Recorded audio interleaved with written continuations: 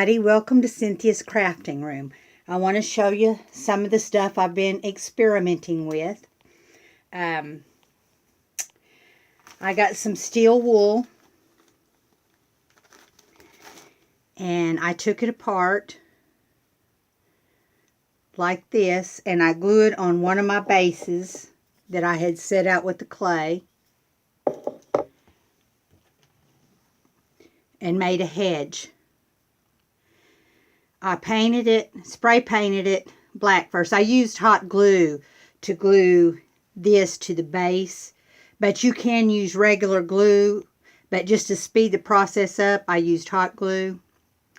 Just spread this out, glue it on, and then I spray painted it, and then I used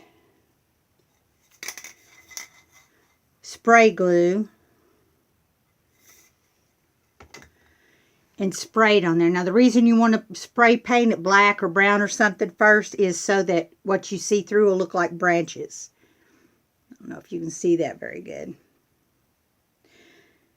And then once you spray it with the glue, you sprinkle it with our flock. And then after I sprinkled it with the flock, I went ahead and sprayed another layer of glue on there. And this, I just did this so it's still wet. You can get a pumpkin and glue a pumpkin on here, a cat. This is not finished decorating. This is just going to be a hedge to set around somewhere just besides a tree, so you have something different. And I want to show you this paint right here. It comes in different colors. This is glow in the dark or black light. It's actually black light paint.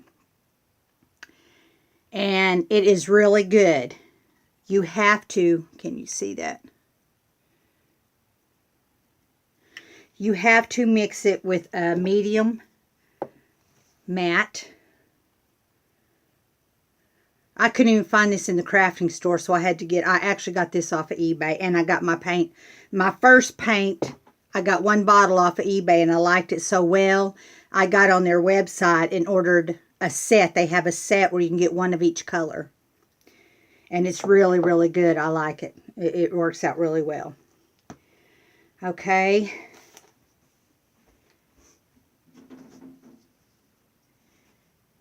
This is where our pond's at right now. I made some fish. These are supposed to be for fun. We're in a polluted bog. So, you know, we just want different. This is going to be fun for my grandkids. This I just made out of clay. I just rolled it up and kind of just formed it out and just used some of this paint. I used the regular paint here so it would have color. The glow in the dark. Because this paint here, you can't see it in the daylight or without the black light. It just looks like I could paint over this, and in the light it would just look like this, but when you put the black light on it, it would pop with this atomic orange. And here's a little snake. Now this is the pink. Actually, it's red. It's a fire red or a Majestic fire, and it looks pink, but when you get under the black light, it's red. Okay, and here's our barrels that we made, and I just got these stickers and put on here, and these are real rock I just stuck in here. And I've got one coating so far because I've never used this before, so I wanted to try it before I showed you. So when I'm ready for my second coat, I will show you how we did it. Okay, and my fart bubbles here, I've got a couple on here that I haven't put. I use the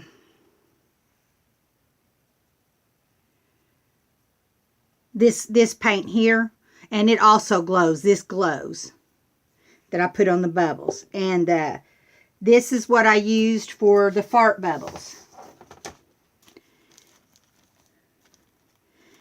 I went ahead and put some glue on them when I put it on my bog because I wanted to make sure it didn't get washed off. But these are self-adhesive. I got these at Walmart. You can get them at Hobby Lobby or any crafting store. They come in several different colors. But I just wanted white because I knew I was going to put the toxic color on there. Now, these are the real sticks too. Now, these rocks and real sticks I boiled. In case you forgot, I did it in an earlier video. Okay, so this is where we're at on this. Now, I used my clay tools. I don't know if you can see it, but I actually gave them mouths and stuff, so their mouths are open. Of course, they're going to stick up out of the water some, but I wanted to so that color would pop. Because like I said, this is for fun. My grandkids are going to just love this. Okay, that's where we're at with the bog.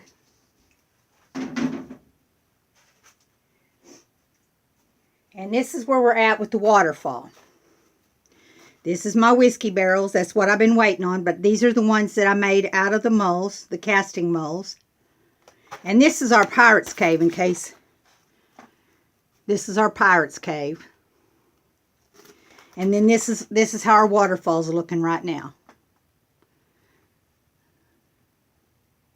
And I've also got one coat of the epoxy on this too. Like I said, I just wanted to try this because I'd never done it before. So when I put the second coat in, I'll make sure and we'll film it so everybody can see. I just wanted you to see where we're at. Now, I went all the way around this because, like I said in the beginning, she has cats. So I've got to make a plexiglass. I've been working on the platform too for this. I'll show you pictures of it later. I'm going to take video with my phone of it because it's easier to take video with my phone. But anyway, I just wanted you to see where we're at with this.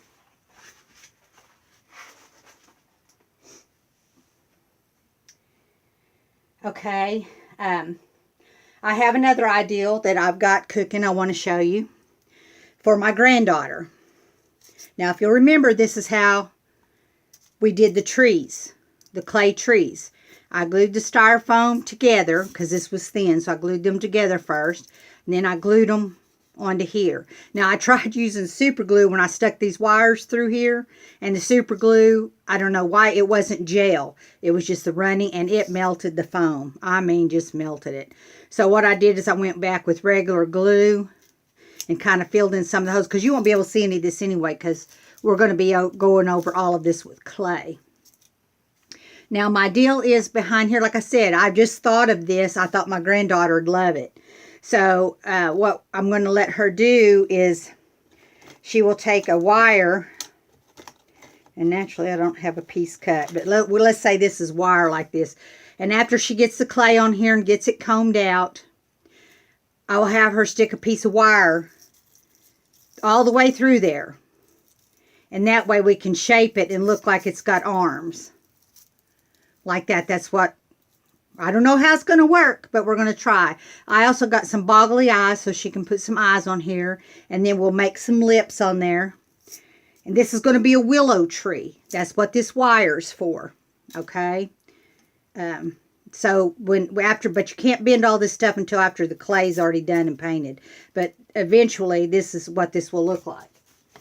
And I took some lace that I had, fringe. I doubled it over and sewed it.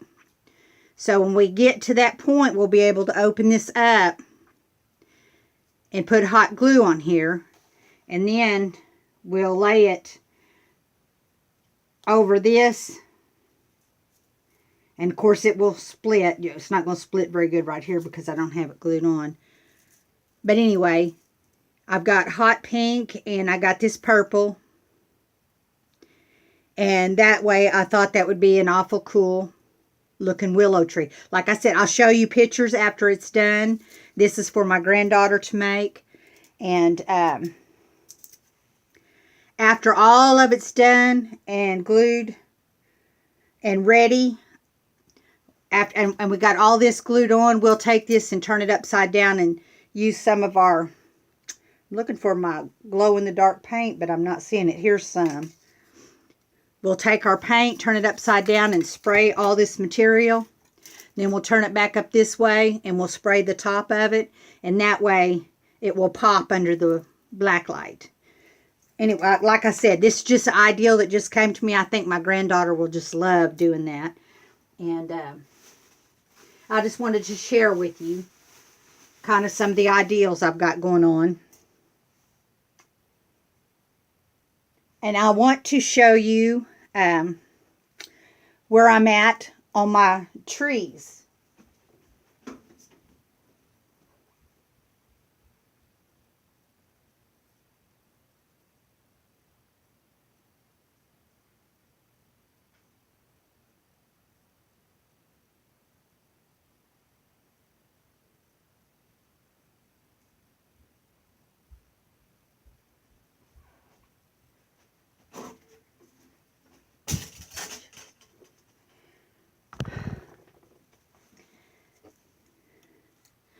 This is the Halloween tree.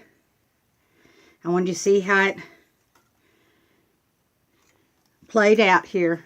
It really looks awesome. I put a ghost with the wire like I did on the other ones, because we will have a front and a back. She'll be able to see through this, so we kind of wanted to decorate the back too.